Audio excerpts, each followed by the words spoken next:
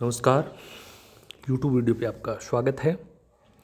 आज की इस वीडियो में हम बीए पार्ट तृतीय के पाठ्यक्रम में सम्मिलित सूर्यकांत त्रिपाठी निराला की कविता संध्या सुंदरी का शेष भाग का अध्ययन करेंगे। शेष भाग में व्योम मंडल में जगती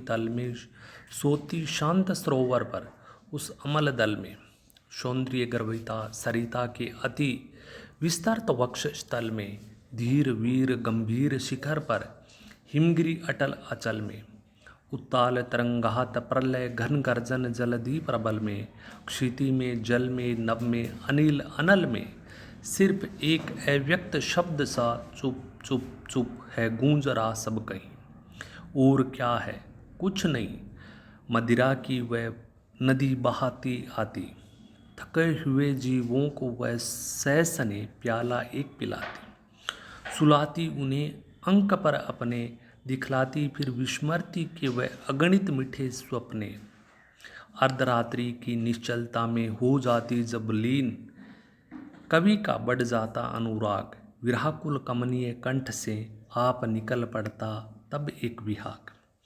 तो सबसे पहले जो पहला पद है, व्योम मंडल में जगती तल में सोती शांत सरोवर पर उस अमल कमलिनी दल में सौंदर्य गर्भिता सरिता के अति विस्तृत वक्ष स्थल में धीर वीर गंभीर शिखर पर हिमगिरी अटल अचल में उत्ताल तरंगा घात प्रलय घन गर्जन जल्दी प्रबल में क्षिति में जल में नभ में अनिल अनल में सिर्फ एक अव्यक्त शब्द सा चुप चुप चुप है गूंज रहा सब कहीं। तो सबसे पहले इस कविता का जो प्रसंग है, प्रसंग के बारे में कल भी बताया था। छायावादी कवि निराला ने प्रकृति के नानाविध रूपों को देखकर अनेक सुकोमल कल्पनाएं की है और उनका अत्यंत हृदयकारी चित्रण किया है। विशेष क्रम देखते हैं तो प्रातःकाल, संध्याकाल, वसंत ऋतु, लताओं, वृक्षों, फूलों का अलंकृत शैली में बहुत ही मनोहारी चित्रण कवि के द्वारा किया गया है। संदर्भ, संध्या सुंदरी कविता में सायंकाल की जो प्रकृति है उनका सुंदर चित्रण कवि के द्वारा किया गया है।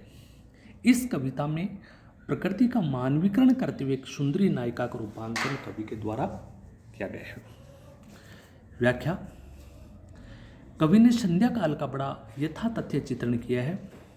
संध्या का झुकता समूची पृथ्वी पर आच्छादित हो जाता है।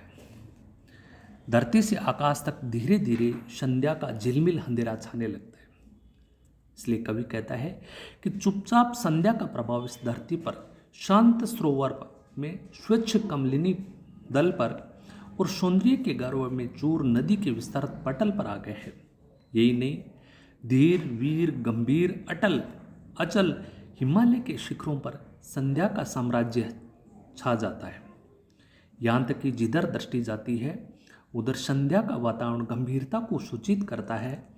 सागर में उठने वाली प्रलयकालीन ऊंची ऊंची तरंगों का और उन लहरों के घनघोर गर्जना पर भी संध्या का वातावरण परिलक्षित होता है।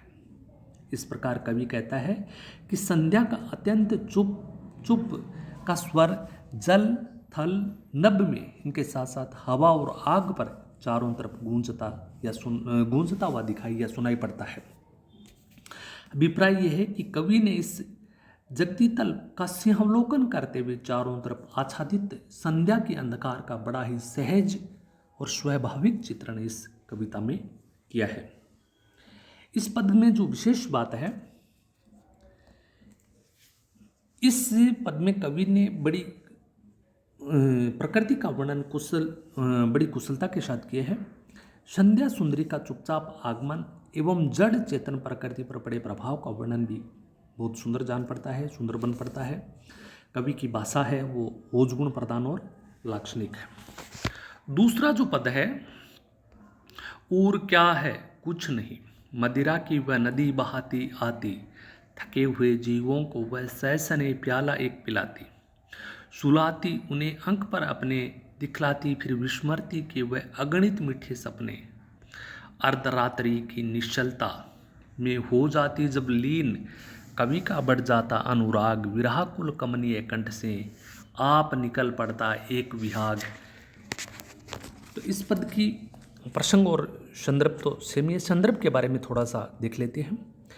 कवि ने संध्या समय में व्याप्त चुप्पी का वर्णन करते हुए कल्पना की है कि चारों तरफ धरती, आकाश, सरिता, सर, गिरी, कानन, यहाँ तक कि हवा, पानी और आग में भी चुप्पी का स्वर गूंज रहा है।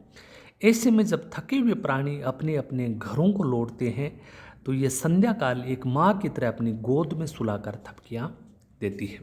इस पद की व्याख्या है, कवि ने संध्या का यथातथ्य चित्रण करते हुए स्पष्ट किया है कि सभी मनुष्य दिन भर के कामकाज से अपने अपने घरों को लौटते हैं, तो मानो वह विश्राम की मदिरा प्रवाहित करती हुई इन थके हुए प्राणियों को आनंदित कर देती है। अर्थात संध्या का वह क्षण एक प्याले के समान है, विश्राम की अनुभूति मदिरा के समान है तथा उसमें प्राप्त आनंद की प्राप्ति किसी मादक नशे से कम नहीं है। कवि ने इस पद्यांश में नवीन कल्पना का आभास देते हुए संध्या को माँ का रूपक दिया है। थका मांदा व्यक्ति नींद की गोद में आकर अनगिनत मीठे स्वप्न देखता है। जब सारा जगत अर्धरात्रि की निश्चलता में डूब जाता है तो उस समय कवियों का काव्य प्रेम उमड़ने लगता है। उनके विरह व्याकुल कमनीय कंठ से अपने आप प्रेम का विरह गीत विहाग फूट पड़ता है।